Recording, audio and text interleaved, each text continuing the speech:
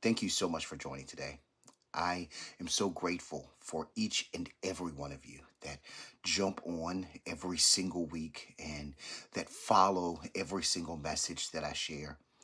I'm so grateful for a community of people that are purposefully intending to be positive and to spread love and to spread goodness and to give the gifts that God has blessed you with. I'm grateful to be a part of a community of people who can see through everything that is happening around them, and you are able to see what's really happening behind the scenes. It takes a very particular type of discernment in order to witness a situation or a circumstance and to see through the lens of truth rather than to see through what's happening and to become impacted by what's happening. I know that sometimes it is hard. It is hard to stand in the face of a circumstance that seems larger than life. That sometimes in those spaces, we can deal with anxiety, we can deal with fear, we can deal with thoughts of not being enough, we can deal with self esteem issues when we are head on in a battle and we are not recognizing that this battle has a significance and a meaning that is larger than what we are seeing with our natural eyes. There are so many times that I in my personal life have allowed a situation or a circumstance to overwhelm me from the position of anxiety and fear and questioning and doubting myself because I was not recognizing that the power that I was operating in through that circumstance or through that situation was not my own. And I am reminded ever so gently of the scripture that tells me that in my weakness, he becomes my strength. Maybe you're weak today. Maybe you are weak because you have been searching for an answer. And in some cases, maybe you have been searching for God to turn something around. Maybe you're in a position today where you're asking yourself the question, why am I having to go through this? Maybe you're in a position today where you are asking yourself the question, but why am I facing this? Why am I having to fight with this? There are times in our life that God compels us to join in partnership with him, that through his partnership with us, that he may make his plans come to pass. And sometimes we are sent into circumstances and situations, whether it is relationships, whether it is our places of employment, whether it is our families, our communities. Sometimes we are placed in circumstances and situations that God has planted us there. And when we are in those places and in those circumstances where God has placed us there, many times the attacks and the fights and the things that are hurled towards us are as of a result of nothing to do with you, but everything to do with the assignment and the purpose that is on your life. You see, when someone or something begins to attack you or begins to put up all types of accusations or falsehoods or all types of things that could frustrate you and that could make you doubt yourself, you have to recognize that these things do not come by way of anything that is necessarily wrong with you, as much as sometimes it's just the enemy trying to get you off course. It's the enemy trying to get you overwhelmed with a place of anxiety, with a place of fear. And if we are not careful when things happen, we will operate from the space of believing that we are not equipped. we will operate from a space of believing that we don't have what it takes to maneuver through this circumstance to see victory on the other side. You are not alone. You are not alone in being in a position of feeling like things are greater than what you can face or what you can deal with.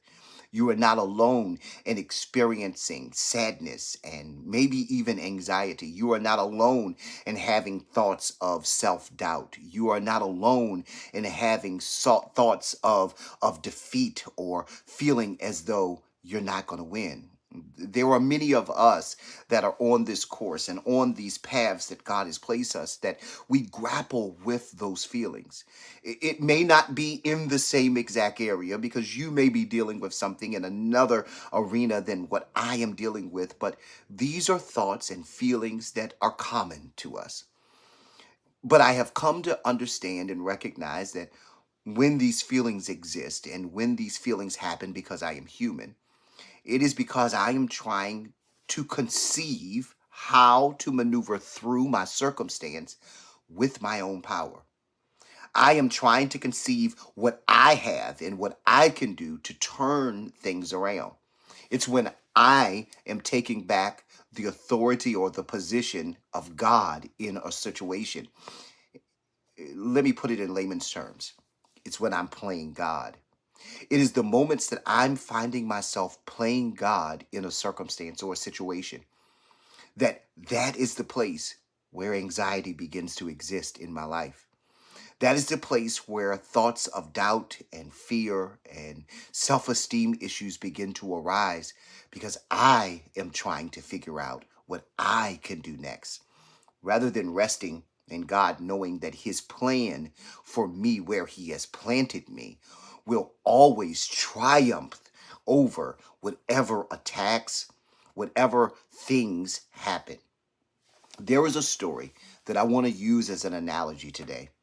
There is a story in the scriptures that I think points out this perfect example of how partnership with God, how it can allow you to see circumstances that are happening, but still have hope outside of that.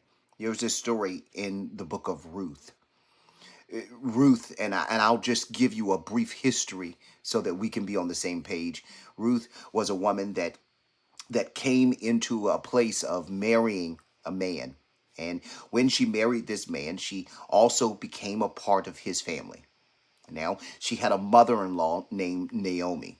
And Naomi had just lost her husband. Not only had Naomi just lost her husband, but as we read a few years, 10 years go down the road, and Naomi then loses her two sons, her only two sons at her own old age.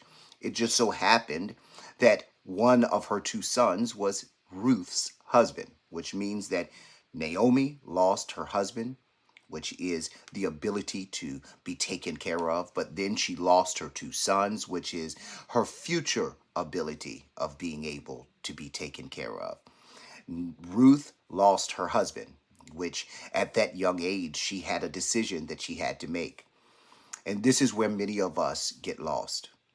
Many of us get lost when we are in the position of having a circumstance that happens that we could be overwhelmed and hurt by, and we can go to respond from a place of our emotion. We can go to respond from a place of our own ability, considering ourselves and beginning to calculate the costs and thinking that if I go this direction, then this will certainly yield me the results that I need. The scripture says that there is a way that seemeth right unto man, but it leads to destruction. I cannot think of how many times where I am faced with a circumstance, and whenever I am faced with a circumstance, there are always two options. One of those two options is to respond with thinking what I can do within my own power. And then the other response is, I'm just going to trust God in this space. And it can be difficult to understand and to decipher the two. But Ruth gives us a clear indication in the scripture of following and partnering with God and what happens as a result of us doing things God's way. Sometimes when we're doing things God's way, it looks like the enemy is winning over us. Sometimes when we are doing things God's way, it looks as though we are foolish. Sometimes when we're doing God's things God's way, people who are not privy to the knowledge and the intel that you are will look at you and judge your decisions and judge your choices. They will say things like, "You stupid for doing that. There's no way I would do that." But it's going to take you to step outside of the comfort of what seems natural and what seems normal, to lean in to partnership with God. That may mean that your friends may talk about you. That may mean that your family may talk about you. That may mean that people will become uncomfortable with you. That may mean that people will begin to hurl insults at you. That may mean that people will dislike you and you won't be able to figure out why they're disliking you. But all of those things happen as a stance of alignment, aligning you with the true purpose for why God has planted you where he planted you. We see in the scripture where Naomi told Ruth, "Hey, your son is dead. Your husband is dead. My son is dead. My husband is dead as well. So I have no way to possibly produce a husband for you that can take care of you. So I want you to go back home to your family." We see this scripture where her other daughter-in-law made a choice that she was going to take that road and she was going to go back home to her family. But Ruth made the decision and understood that she was in partnership with God. Ruth made the decision that was contrary to what the cultural norms would have been. Ruth made a decision to follow the plan that God had for her life. In the face of loss, in the face of hurt, in the face of fear, of thinking and believing there's not a possibility of me even producing or having a son. There's not a possibility of me having anything to be taken care of me because I'm going to stay with this old woman that has lost everything as well. This was a hard decision that Ruth had to make, but she felt it impressed upon herself to do what God was leading her to do. Now, as we read further in the scripture, there's one particular scripture I'm going to read for us in Ruth chapter 4. This is at the end, after she stayed where God told her to stay, after she faced having to get scraps and leftovers, after she faced having to just mutter by, because there are moments when you are doing what God has called you to do, that it seems like you're only getting bits and pieces of things to help you. There are moments where you will question your own decisions. There are moments where you will question your own choices. There are moments where you will doubt and question whether God is seeing you. You would naturally think that once Ruth made the decision to do what God wanted her to do, then all of the doors would immediately begin to start opening for her, that people would automatically just be good to her. But Ruth had to go through this moment of just receiving just enough. And because she was faithful in this process, the enough that she began to receive, it began to increase. God began to enlarge her territory as she continued to do what she was called and planted to do. Friends, once you begin to partner with God in the face of anxiety, in the face of fear, in the face of knowing and understanding that you are fully equipped to go the direction and the path that God has called you to walk, despite what you may feel like, despite what you may desire, just following God's path for something opens up doors. It opens up doors that otherwise would not have been opened to you. Now, I don't know what happened to Naomi's other daughter-in-law that made the decision to go back home. We don't hear anything about her. So I don't know what happened to her in the end. I don't know if she went and she silently just slipped off into life, and maybe she got married again. Maybe she had children. Maybe nothing happened and she just remained a widow for the remainder of her life. I don't know her story. But the story that we do know is about Ruth. We know Ruth's story because God made her story go global. God made her story transcend generations. God made her story large. Maybe God is making your story large. Maybe you're having to take a path that others would not take. Maybe you're having to stand in something that others would have walked away from. Maybe you're having to stand up for something that others would just be silent in. Maybe you are just taking what life is throwing at you and you are not making any type of moves to the normal and natural eye. But God is about to make your story large. What we see from Ruth's willingness to partner with God and to lean in to what God was calling her to do, we see that not only did God bless Ruth in the end of her life, but God also used Ruth to bless Naomi, the one that had absolutely no possibility of receiving any form of reward. We look in Ruth chapter 4, verse number 15, and it says these words: He will renew your life, speaking of Naomi, and sustain you in your old age. For your daughter-in-law, who loves you and who is better to you than 7 sons, has given him birth. Naomi was given another son through Ruth. God used Ruth to provide unto Naomi in her old age. Friends, I don't know what God is setting you up for. I don't know why God is calling you in to partnership with Him, to maybe face some things that you have been afraid to face, to maybe deal with some things that you have been afraid to deal with.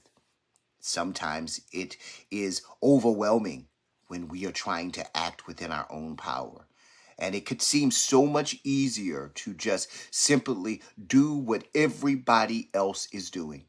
It would have seemed so much easier for Ruth to go the direction that Ophrah did, and to leave and to return home to her family. It would seem so much easier not to believe for anything else and just silently slip off into the abyss.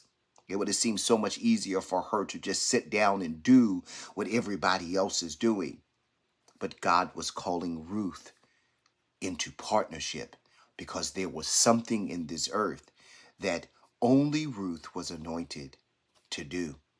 Friends, you have been called and planted where you have been planted because there is something inside of you through the vicissitudes of life and all that you are enduring that has been placed in this earth at this time for this season.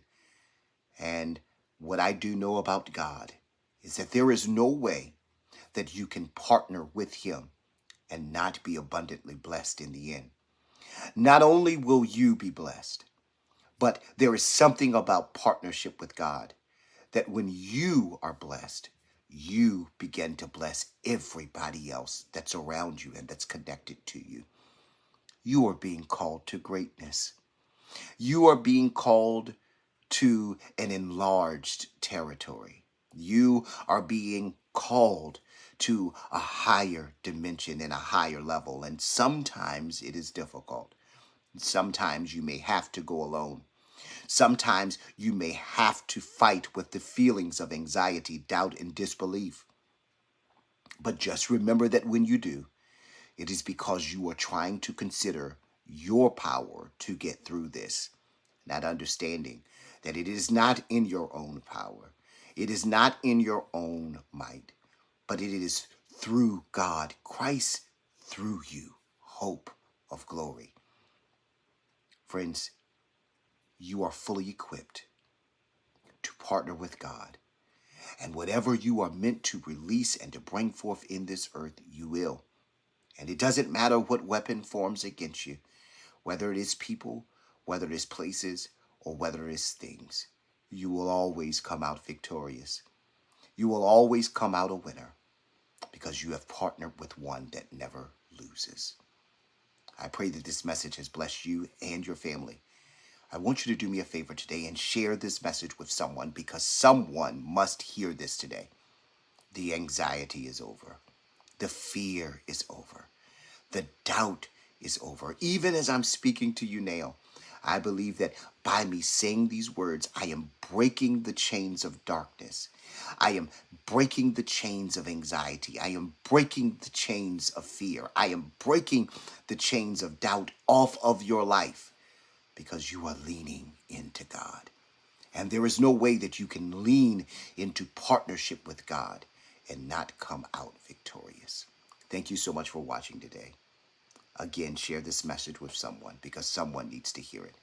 I pray that you are blessed and that this is an amazing week. Partner with God this week and watch what happens.